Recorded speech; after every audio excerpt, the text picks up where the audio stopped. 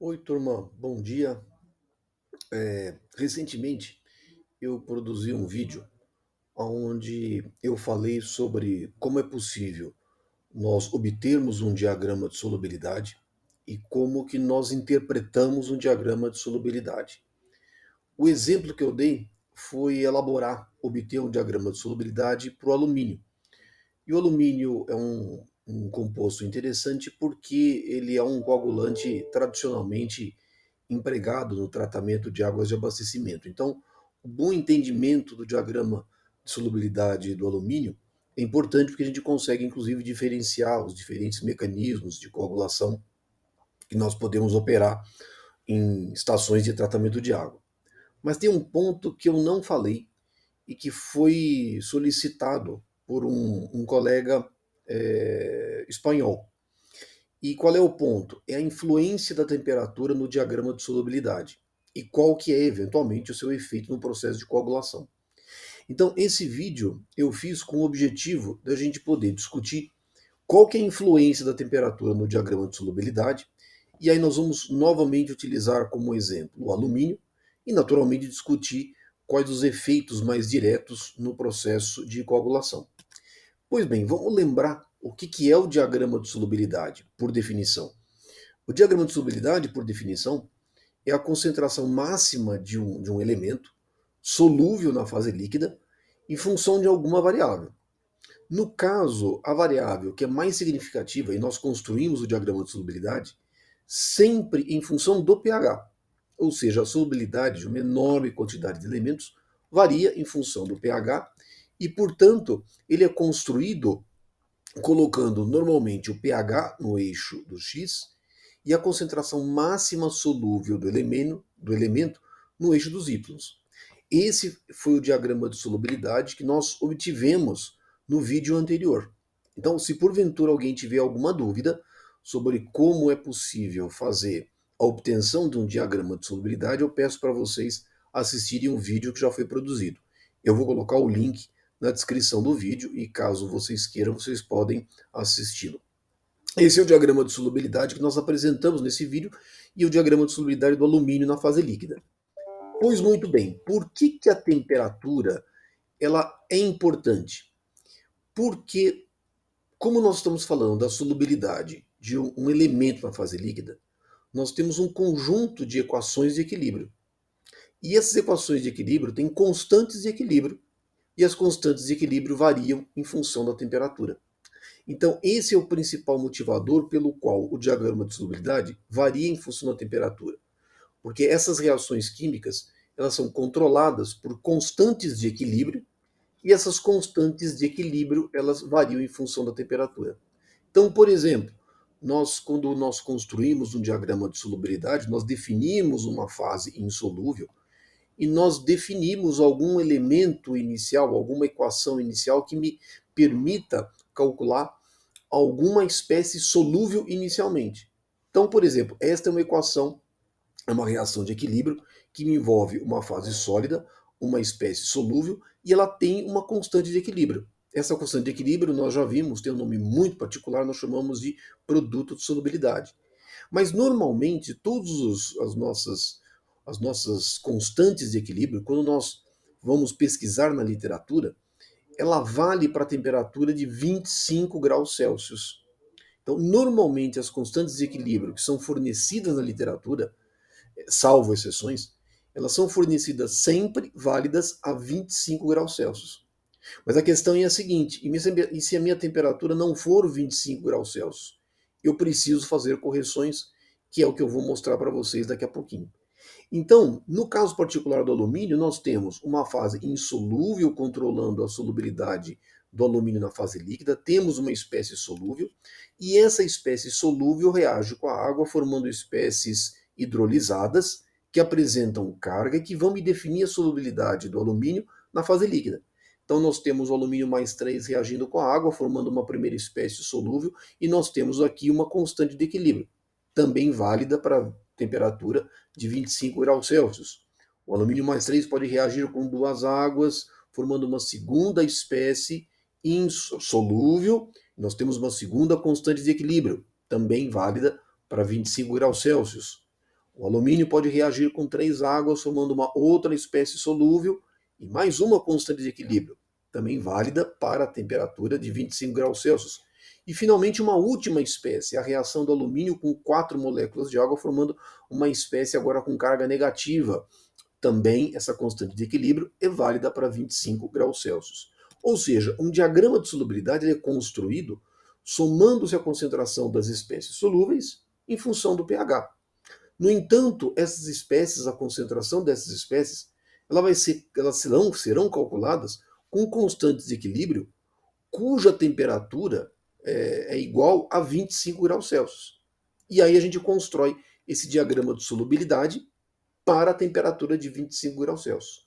Portanto, no caso específico do alumínio, a solubilidade é função do pH? Sim, porque nós temos equações de equilíbrio, o alumínio participa de reações de hidrólise que liberam para a fase líquida íons H+, então a solubilidade do metal, do elemento, é controlada pelo pH.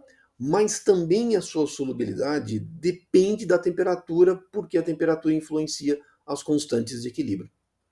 Então, esse é o ponto.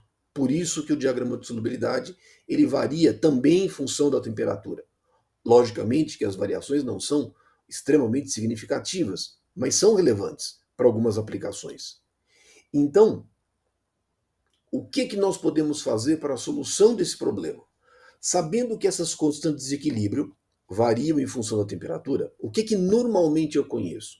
Quando eu vou buscar na literatura essas constantes de equilíbrio, sempre aparece num rodapé ou no texto, as constantes de equilíbrio são válidas para a temperatura de 25 graus Celsius. Esse é o primeiro ponto. Então, quando eu vou buscar na literatura, essas constantes de equilíbrio, elas são válidas para a temperatura de 25 graus Celsius. Mas e se eu tenho, por exemplo, uma estação de tratamento de água cujas amplitudes de temperatura são muito significativas, especialmente em países de clima temperado, a temperatura pode variar de 5, de 4 graus Celsius até muitas vezes 25 graus Celsius. Isso pode acontecer. Então, qual que é a influência dessas variações de temperatura na solubilidade do elemento que eu estou querendo, que eu estou trabalhando? No caso, o coagulante pode ser alumínio, pode ser ferro, não importa. Mas qual que é a influência da temperatura? Então, nós temos duas formas de fazer esse cálculo das constantes de equilíbrio para diferentes valores de temperatura. Primeira forma, a gente pode utilizar a equação de Van 't Hoff.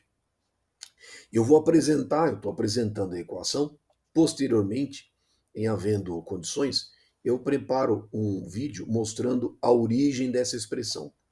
Normalmente, nos bons livros de engenharia sanitária e ambiental, a gente tem a apresentação dessa equação de Van 't Hoff, onde ela me relaciona constantes de equilíbrio K2 e K1 associado a temperaturas T2 e T1. Então, normalmente o que eu conheço? Eu conheço a constante de equilíbrio K1 e essa temperatura, essa constante de equilíbrio K1 está associado à temperatura T1, que eu conheço. Ou seja, eu busco na literatura. Normalmente, quanto vale T1?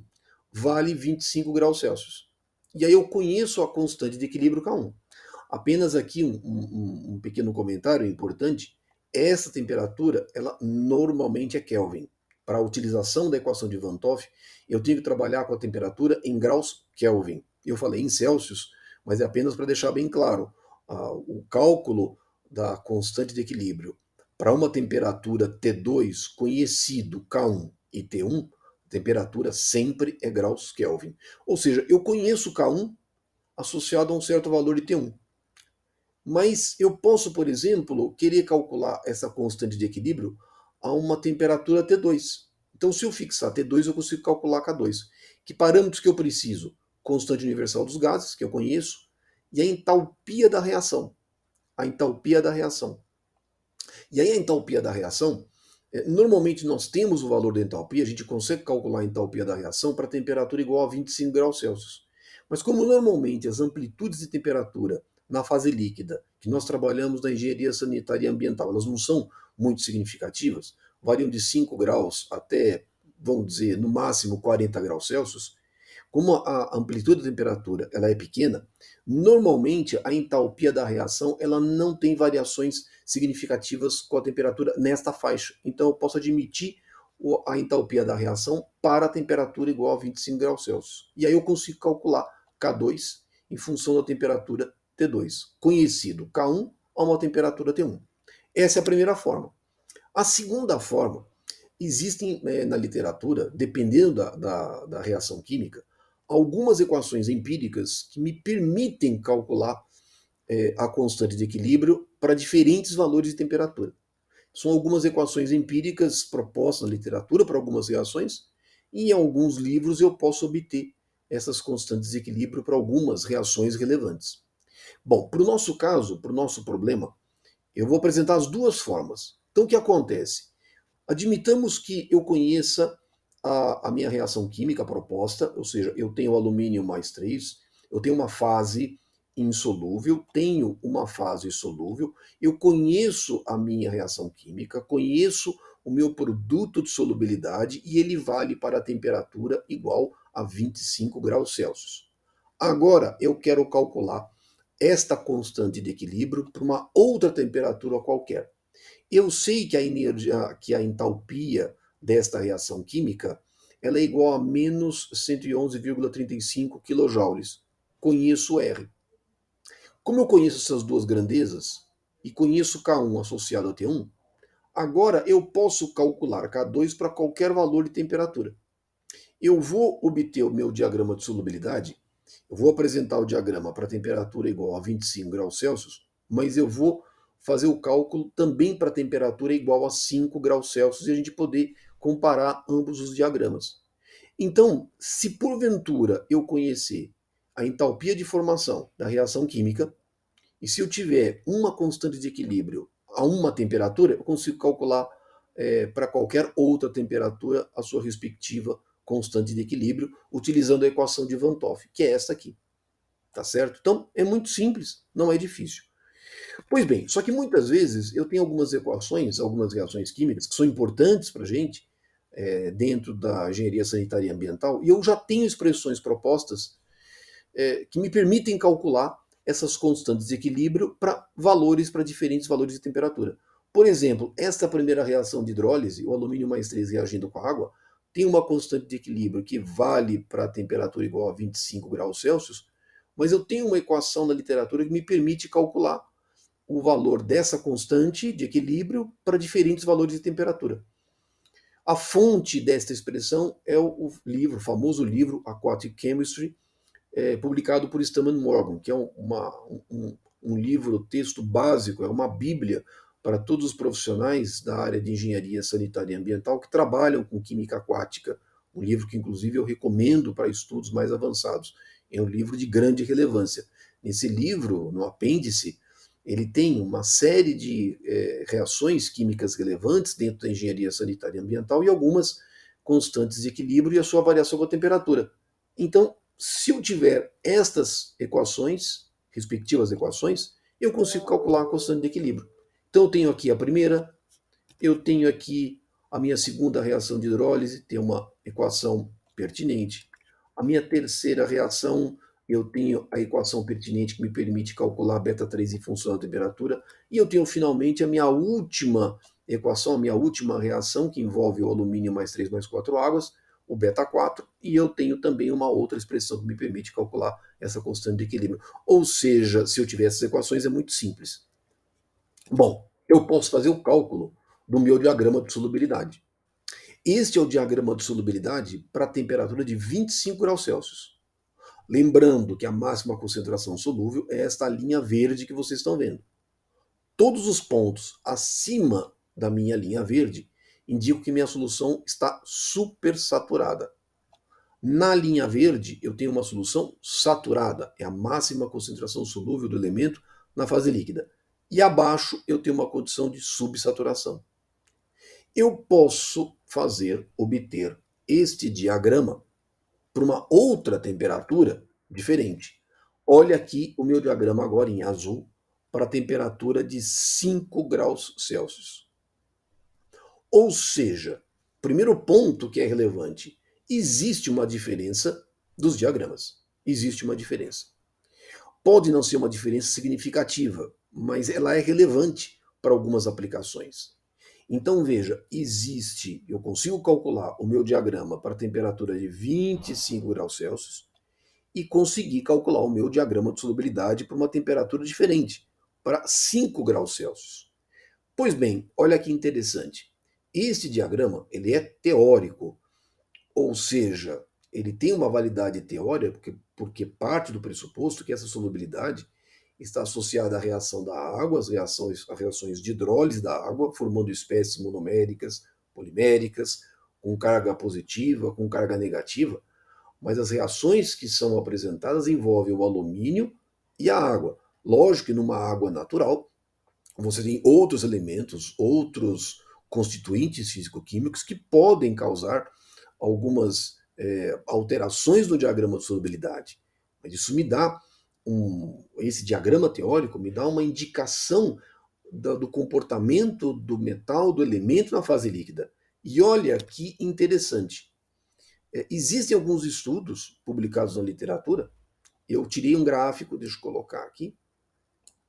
Eu tirei um gráfico de um artigo da literatura que mostra o diagrama de solubilidade teórico do alumínio para 25 graus Celsius, teórico para a temperatura de 4 graus Celsius, e veja que existe uma certa concordância com o diagrama que foi apresentado. Deixa eu voltar aqui. Com o diagrama que foi apresentado aqui. Este é o diagrama de temperatura 25 graus Celsius e aqui 4 graus Celsius, 5 graus Celsius. Veja a diferença. Ele é semelhante, ou seja, de uma certa forma, ele bate. E por que isso é importante para a gente? Então, aqui eu coloquei um valor que mostra o diagrama de solubilidade do alumínio para 25 e 4 graus Celsius, e nós temos aqui também alguns diagramas teóricos mostrando o diagrama teórico do alumínio.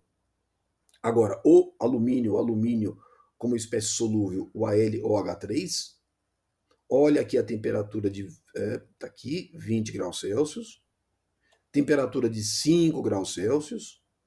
E aí qual que é a primeira consequência da mudança? O ponto de mínima solubilidade sofreu uma alteração. Então, para a temperatura de 20 graus Celsius, a região de menor solubilidade do alumínio é em torno de 6. E na hora que a temperatura diminui, o que acontece? Esse ponto de mínima solubilidade ele vai migrando para a direita, ou seja, para pHs um pouco mais elevados, em torno de 7.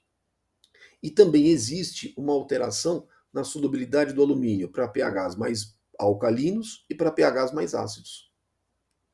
E esses dados, ou seja, esses diagramas de solubilidade teóricos, eles naturalmente eles batem com os resultados experimentais. O que indica que, na verdade, trabalhar com o diagrama de solubilidade teórico me dá uma boa indicação do comportamento do alumínio na fase líquida. Quais são os pontos mais relevantes? Agora vamos voltar agora a discutir esses pontos relevantes. Deixa eu mudar a figurinha para cá. Quais são esses pontos relevantes no caso do alumínio e a alteração do diagrama de solubilidade em função da temperatura? Pois bem, para o nosso caso particular, no Brasil, nós somos um país de clima tropical. A temperatura não apresenta nós não temos grandes amplitudes de temperatura. A nossa temperatura média da fase líquida é 18, 20, 22 graus, a menos de situações muito particulares, em épocas muito específicas do ano, em regiões no sul do Brasil, no Rio Grande do Sul, na Serra Catarinense, em algumas cidades de cota mais elevada, no Paraná, onde nós temos alguns dias no ano com temperatura muito baixa. Para países de clima tropical, como a amplitude da temperatura ela é pequena, não é uma questão muito relevante para a gente. Não é muito relevante.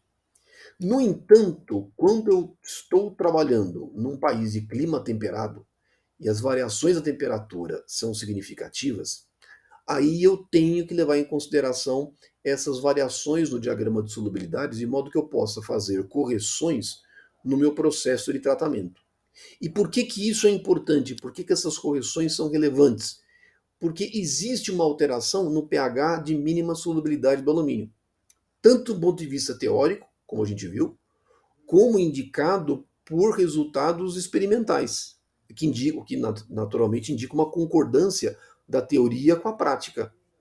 Ora, o que acontece? Quando eu tenho a temperatura de 25 graus Celsius, conforme eu comentei com vocês, o meu ponto de mínima solubilidade do alumínio é em torno de 6. Quando a temperatura cai, o que acontece? A temperatura vai caindo e o ponto de mínima de solubilidade ele é deslocado para a direita. Ou seja, o pH de mínima solubilidade aumenta para valores próximos de 7. Como muitas vezes eu opero o processo de coagulação num ponto de mínima solubilidade, então muitas vezes, em função dessa amplitude de temperatura, eu preciso fazer correções no pH do processo de coagulação. Como é que eu observo isso? Antes de mais nada, eu preciso fazer estudos de tratabilidade que me justifiquem a necessidade de fazerem esses estudos. Mas, teoricamente, o que eu observo? Vai ter uma modificação do ponto de mínima solubilidade. Ou seja, a temperatura vai cair e esse ponto de mínima solubilidade ele vai aumentar. Outro ponto, menor solubilidade do alumínio para valores de pHs mais alcalinos quando a temperatura é mais reduzida. Observa que aqui a temperatura caiu e aqui a solubilidade do alumínio é menor para valores de pHs mais alcalinos. Mas veja que a situação se inverte quando eu tenho pHs mais ácidos. Para pHs mais ácidos, a solubilidade do alumínio na fase líquida para temperaturas mais baixas, ela tende a aumentar, que é esse ponto que eu coloquei aqui. Ou seja, eu tenho uma maior solubilidade do alumínio para pHs mais ácidos. Quando a temperatura é mais baixa, é esta faixa aqui. Por isso é que é importante este conhecimento e que, associado a estudos de tratabilidade, me definam a faixa ótima de pH para trabalhar com determinados coagulantes. Pode ser o alumínio, pode ser o cloreto de polialumínio, mas eu preciso ter um fundamento, uma fundamentação teórica, de tal modo que eu consiga fazer os meus estudos de tratabilidade, a interpretação do resultado e as devidas correções no processo de tratamento. Ou seja, em resumo, em regiões onde a temperatura da água, as variações sejam muito significativas, ou seja, em países de clima temperado, é muito importante que eu faça ajustes no pH de coagulação para levar em conta a operação da ETA, a operação do processo de coagulação, na região de pH mais adequada. Então, em países de clima temperado, é importante que o pH de coagulação seja devidamente corrigido, levando-se em conta as variações da temperatura. Para países de clima tropical, isso não é tão significativo. Então, naturalmente, a gente sempre que recomenda a realização dos estudos de tratabilidade, mas a temperatura não passa a ser uma variável tão relevante. Pode ser em função de outras grandezas, mas não tanto a temperatura. Mas em países de clima temperado, isso é muito significativo. Tá bom? Então, basicamente essa era a ideia, era a gente discutir um pouco a influência do diagrama de solubilidade e, como exemplo, o alumínio em função da temperatura. Para aqueles que tiverem interesse em estudarem melhor o assunto, lembro para vocês que eu publiquei recentemente um livro chamado Princípios, Fundamentos e Processos de Engenharia Ambiental. Lá nós temos um capítulo, nós falamos sobre cinética química, cinética e reações químicas, e lá nós falamos a importância da temperatura no cálculo das constantes de equilíbrio. Esse livro ele está em PDF, ele é gratuito, pode ser baixado diretamente no site, esse meu site pessoal, www.sidneyseckler.com/livro. Vocês podem ir lá, podem baixar o livro, ele é em PDF e ele é gratuito. E vocês podem dar continuidade aos estudos de vocês. Lá nós falamos sobre cinética e reações químicas, falamos sobre precipitação química, sobre oxidação química, uma série de assuntos relevantes na engenharia sanitária e ambiental. Eu também tenho um segundo livro, chamado Tratamento de Água, Concepção, Projeto e Operação de Estações de Tratamento. Esse livro pode ser adquirido diretamente no site da editora, do Grupo GEM, cujo site está aqui. Pode ser adquirido também na Amazon. E nós falamos sobre projeto e operação de estações de tratamento de água. Lá o nosso foco, nós discutimos os critérios, boas práticas para projeto de estações de tratamento de águas de abastecimento. Então, turma, é isso aí. Se porventura alguém tiver alguma dúvida, algum comentário, coloque nos comentários do canal. Na medida do possível, eu vou respondendo. Se porventura alguém tiver alguma sugestão, algum tópico que mereça ser discutido, algum assunto relevante, também coloca lá nos comentários, eu deixo na minha listinha e na medida do possível a gente vai produzindo vídeos de interesse de todos, tá bom? Então, turma, é isso aí. Muito obrigado e até o nosso próximo vídeo.